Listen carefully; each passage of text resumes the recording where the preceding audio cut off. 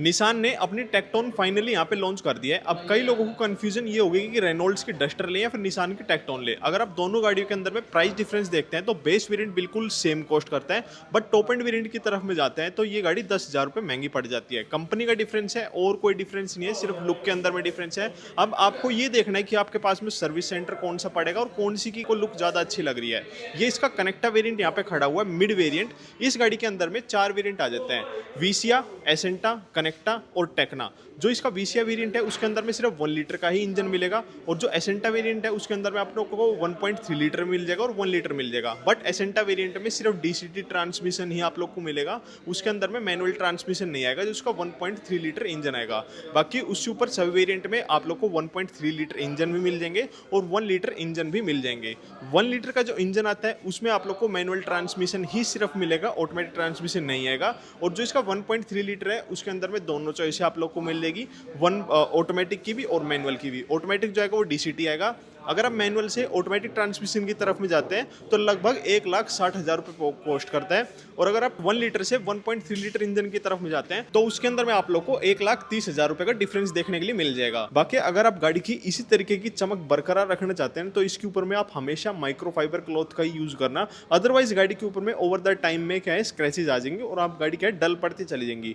Best quality best price के साथ में अगर आप माइक्रोफाइबर क्लॉथ बाय करना चाहते हैं तो www.bunchik.com से आप लोग ऑर्डर कर सकते हैं। ज्यादातर लोग गाड़ी का टॉप एंड वेरिएंट नहीं बाय करते हैं क्योंकि वो महंगा आता है और उतने ज्यादा फीचर्स लोगों को चाहिए भी नहीं होते हैं। बट गाड़ी के मिड वेरिएंट या फिर सेकंड बेस वेरिएंट लोग बाग ज्यादा बाय करते हैं क्योंकि इनके अंदर में फीचर्स आप लोग को जरूरत के सारे मिल जाते हैं और पैसे आप लोग कम पे करने पड़ते हैं।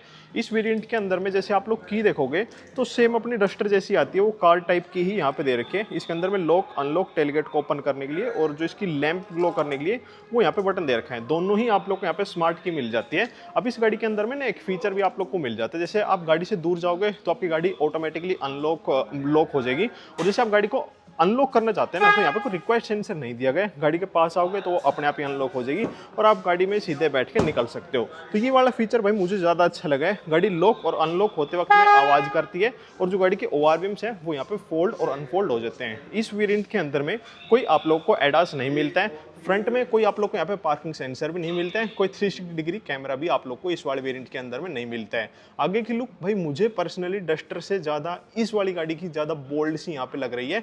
बाकी चॉइस सबकी अपनी अपनी, मैंने बताया ना सारी चीज़ें सेम है, सिर्फ जो लुक है उन्हीं के आप लोग को डिफरेंस देखने के लिए मिल जाएगा। बोल्ड सी यहाँ पे ग्रिल दे रखी है, निशान का यहाँ पे लोगो दे रखा है। पूरे कनेक्टिंग वाले जो है आप लोग को यहाँ पे DRLs मिल जाते हैं। LED लैंप्स भी आप लोग को यहाँ पे दे रखे हैं। LED में ही गाड़ी के अंदर में इंडिकेटर्स यहाँ पे दे रखे हैं और LED फॉग लाइट्स भी जो है गाड़ी के अंदर में आ जाती है। साइड प्रोफाइल से भाई गाड़ी देखने में काफ़ी ज़्यादा अच्छी आप लोग को लगेगी। अब जो ये वाला वेरिएंट है ना 1 लीटर इंजन जिसके अंदर में है, इसके अंदर में आप लोग को फ्रंट ही डिस्क ब्रेक मिलेगा। अगर आप इसी वेरिएंट के अंदर में कनेक्टा के अंदर में DCT ट्रांसमिशन लेते हैं जो आपका 1.3 आता है तो उसके अंदर में चारों डिस्क ब्रेक आप लोगों को यहाँ पे मिल जाएंगे।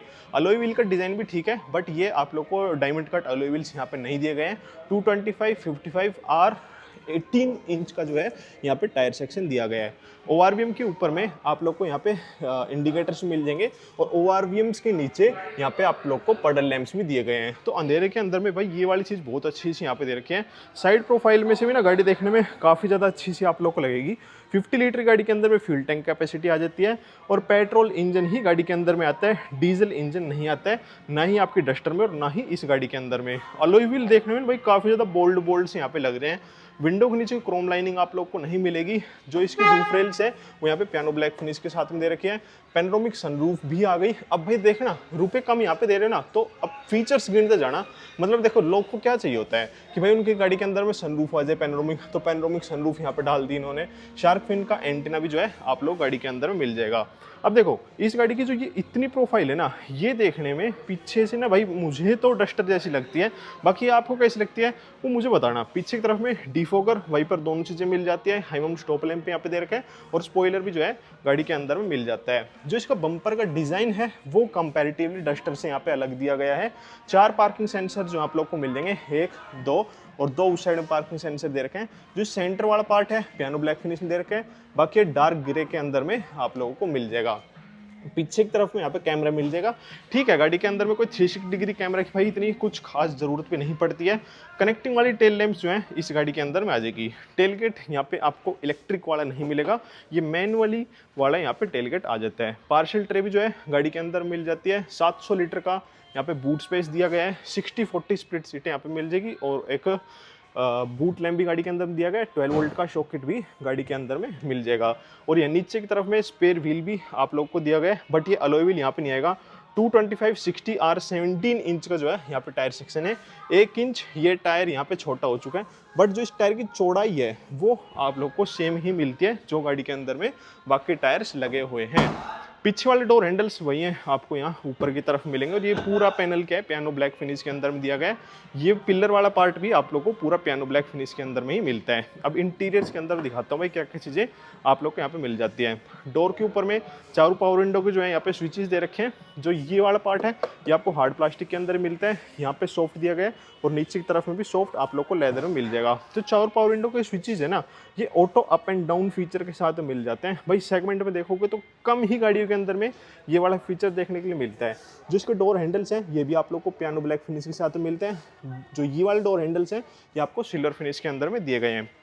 जो सीट है इसके अंदर में हाइट एडजस्टमेंट आप लोग को मिल जाती है, बट यहाँ पर कोई लेदर की सीट अपॉल्स्ट्री आप लोग को नहीं मिलेगी। सेमी लेदर की जो है सीट अपॉल्स्ट्री यहाँ पे दे रखी है गाड़ी के अंदर में। साइड में तो यहाँ पे लेदर है, सिर्फ जो ब्लू ब्लू सा पार्ट देख रहे हैं यही सिर्फ लेदर है, बाकी हर जगह पर आपको फैब्रिक का ही यूज़ मिलेगा।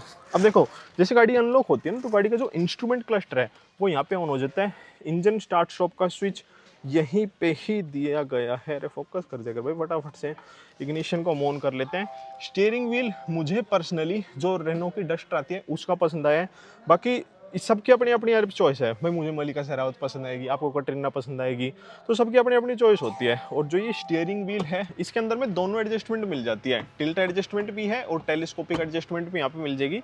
और जो इस साइड में बटन्स दिए गए हैं ये इसकी MID को कंट्रोल करेगा, और जो इस साइड में बटन दिए गए हैं ये इसके क्रूज कंट्रोल को करेगा। और जो म्यूजिक के लिए कंट्रोल दिए गए हैं वो आप देखोगे कि यहाँ पे आप लोग को मिल जाते हैं सोर्स वगैरह के लिए, वॉल्यूम को अप डाउन करने के लिए। और ये ठीक है भाई, चलते चलते में आप इस तरीके से करके यहाँ पे कंट्रोल कर सकते हो। और पीछे की तरफ में कुछ इस तरीके का यहाँ पे नॉब भी दिया गया है। बाकी लाइट के लिए कंट्रोल वही सीधे सीधे मिल जाते हैं आप लोग को इस साइड में, और इंडिकेटर के भी यही कंट्रोल्स हैं। वाइपर के लिए इस साइड में यहाँ पे कंट्रोल्स दिए गए हैं। जो इसकी टच स्क्रीन है ना, इसका इंटरफेस जो है वो बड़ा सिंपल सा मिलता है। आजकल थोड़ा सा इस तरीके वाला इंटरफेस नहीं चल रहा है। बाकी वायरलेस एंड्रॉइड ऑटो और एप्पल कारप्ले की कनेक्टिविटी भी इसके अंदर में आ जाती है। जैसे आप हवा को मंदी तेज करते हैं तो वो यहाँ ऊपर की तरफ में स्क्रीन में ही शो करता है। ड्यूअल जोन का ऑटोमेटिक क्लाइमेट कंट्रोल जो है गाड़ी के अंदर में आ जाता है। 1 लीटर का इंजन गाड़ी के अंदर में लगा हुआ है। और भाई ये स्टिल पोजीशन के अंदर में खड़ी है तो थोड़ी सी मुझे भाई यहाँ पे पर्सनली मैं बता रहा हूँ, थोड़ी सी मुझे वाइब्रेशन यहाँ पे महसूस हो रही है। बाकी टर्बो इंजन के अंदर में ये चीज़ें रहती हैं, आवाज़ भी रहती है, थोड़ी बहुत वाइब्रेशन भी रहती है, बट जैसे गाड़ी चलती है फिर उसके बाद में वो सारी चीज़ें ख़त्म हो जाती हैं। अभी मैं इसके इग्निशन को यहाँ पे ऑफ कर देता हूँ, ये मैंने बंद किया। और भाई ये भी चीज़ हो सकती है कि गाड़ी अभी शुरुआत में स्टार्ट हुई है ना, तो काफ़ी देर से खड़ी थी। अब शुरुआत में कोल्ड स्टार्ट जो होते हैं टर्बो इंजन, तो थोड़ी सी वाइब्रेशन करते ही हैं। वायरलेस चार्जिंग जो है गाड़ी के अंदर में आप लोग को नहीं मिलेगी। 2 चार्जिंग के लिए यहाँ पे C टाइप शॉकेट दे रखे हैं, 12 वोल्ट का शॉकेट मिल जाएगा। 6 गियर जो है गाड़ी के अंदर में दे रखे हैं, और रिवर्स गियर वो नीचे से इस तरीके से करके आपके उठ के आगे की तरफ में लग जाता है। ग्लास होल्डर भी आप लोग के यहाँ पे मिल जाते हैं, और एक की, जैसे मान लो गाड़ी स्टार्ट नहीं होती तो यहाँ पे की वाला सीन भी दिया गया है। आर्मरेस्ट आप लोग को यहाँ पे स्लाइडिंग मिलेगा, और यहाँ पे भी स्पेसिंग अच्छी खासी से मिल जाती है। हैंड ब्रेक गाड़ी के अंदर में मैनुअली दिया गया है। भाई जो ये वाला पार्ट है ना, ये वाला भी मुझे थोड़ा सा यहाँ पे खाली खाली सा महसूस हो रहा है। बाकी IRBM क्या है, ऑटो डेनाइट यहाँ पे मिल जाते हैं, और फ्रेमलेस IRBM यहाँ पे दे रखे हैं। सारे सनरूफ के कंट्रोल ऊपर की तरफ में दिए गए हैं। सनरूफ की ओपनिंग भाई ठीक है, ठीक हो जाती है, मतलब आप शुरुआत में चाहो रहेगा, फिर गाड़ी लेने के बाद में सनरूफ आप खोलोगे भी नहीं। और जो गाड़ी का डैशबोर्ड है वो ऊपर से हार्ड प्लास्टिक के अंदर में दिया गया है, या सेंटर से भी हार्ड प्लास्टिक है, बट जो ये वाला पार्ट देख रहे हो यहाँ पे आप लोग को लेदर में मिलेगा। ग्लव बॉक्स अच्छा गहरा सा जो है गाड़ी के अंदर में यहाँ पे दिया गया है। विजिबिलिटी भाई गाड़ी के अंदर में से ठीक आ जाती है। बोनेट बेसिकली मुझे गाड़ी का ज़्यादा अच्छा सा लग रहा है, मतलब जैसे मुझे अपनी स्कॉर्पियन के अंदर लगता है ना, वो वाली फील इस गाड़ी के बोनेट में मुझे यहाँ पे आ रही है। अच्छा बड़ा बड़ा से दिख रहा है, और जबकि सीट मेरी पूरी नीचे है। अब मैं सीट को ऊपर कर लूँ तो भाई और भी अच्छी यहाँ पे विजिबिलिटी आ जाएगी। जो ये वाला गैप है ये थोड़ा सा यहाँ पे कम महसूस हो रहा है। बाकी साइड विंडो से अच्छा व्यू आ रहा है, ORBM में से भी क्या है गाड़ी में बिल्कुल अच्छा सा आप लोग को व्यू आ जाएगा। और देखो इस साइड में बटन दिए गए हैं ideal engine on end of के लिए, ये आपका गाड़ी की जो फॉग लैंप्स हैं उसके लिए यहाँ पे दिया गया है, और इको मोड का बटन्स आप लोग को यहाँ पे मिल जाएगा। बाकी ये वाले यहाँ पे कोई भी बटन्स आप लोग को नहीं मिलते हैं। अब भाई गाड़ी की सेकंड रो के अंदर दिखाता हूँ क्या क्या चीज़ें आप लोग को मिल जाती है। गाड़ी में उतरना या फिर बैठना उसमें भी कोई ऐसी डिफिकल्टी नहीं आती है। सेकंड रो के अंदर में देखो, बोतल कैरी करने के लिए आप लोग को यहाँ पर भी होल्डर मिल जाएगा, और पावर विंडो का स्विच जो पीछे वाले दे रखे हैं बेसिकली ये भी auto up and down feature के साथ में यहाँ पे मिल जाता है। यहाँ पे लेदर है, ये वाला लेदर है, बाकी यहाँ पे आप लोग को हार्ड मिलेगा, और ऊपर की तरफ भी हार्ड प्लास्टिक ही दिया गया है। 3 एडजस्टेबल हेडरेस्ट गाड़ी के अंदर दे रखे हैं, सेंटर में आर्मरेस्ट है, 3 3-पॉइंट सीट बेल्ट जो है गाड़ी के अंदर में यहाँ पे दे रखे हैं। सीट मैंने भाई लगभग पीछे ही यहाँ पे कर रखी है पूरी। उसके बाद जो मेरे पैर हैं भाई ठीक है, ठीक है, मतलब 6 फुट से थोड़ी ज़्यादा पीछे कर रखे हैं। उसके बाद जो पैर है मेरी सीट के यहाँ पे टच हैं, और जो इसका अंडर थाई सपोर्ट वाले देखो, बाहर जाकर समझाऊंगा मैं आपको। पीछे की तरफ के एयर के वेंट दे रखे हैं, और 2 सी टाइप के शॉकेट भी यहाँ पे दे रखे हैं। ये सीट की पोजीशन पता है कैसी है, ये सीट की पोजीशन थोड़ी सी टिल्ट में दे रखी है, तो ऐसा महसूस होता है कि आदमी थोड़ा सा डल के यहाँ पे बैठ गया हो। और अगर विंडो वाला सीन और बताता हूँ भाई कैसा है, ठीक है, विंडो से तो भाई ठीक व्यू जो है यहाँ पे आ जाता है, बट इनकी पोजीशन भी क्या है थोड़ी सी ऊपर महसूस होती है। 5 फुट 7 इंच या फिर छोटी हाइट के बंदे इसके अंदर बैठेंगे तो वो थोड़ा सा बैठ के सेकंड रो के अंदर में नीचा सा फील करेंगे। जो इसका गाड़ी का 1 लीटर का इंजन है वो सिर्फ मैनुअल ट्रांसमिशन के साथ ही आता है, 99 bhp और 166 Nm का टॉर्क निकाल के देता है। पर ये चीज़ गाड़ी के अंदर में अच्छी दे रखी है कि जो इसका मिड वेरिएंट है उसके अंदर में भी आप लोग को हाइड्रोलिक्स मिल जाते हैं, और ये चीज़ कहीं ना कहीं सियारा के अंदर में उन्होंने मिस कर रखी है कि हाइड्रोलिक्स गाड़ी के अंदर में होने चाहिए थे। बट एक ये चीज़ भी आ जाती है कि भाई ये कोई ऐसा तो है नहीं कि आप डेली गाड़ी का हुड खोलोगे, कभी साल 6 महीने में एक बार खोल लिया तो खोल लिया, अब दे दिया तो ठीक है, नहीं दिया तो भी ठीक है। आने वाले टाइम के अंदर में मैं आप लोग को इस गाड़ी का माइलेज टेस्ट बताऊंगा कि कितनी निकाल के दे देती है। बाकी कैसे लगी आप लोग को वीडियो नीचे कमेंट करके जरूर बताना। जय श्री राम, जय बजरंगबली।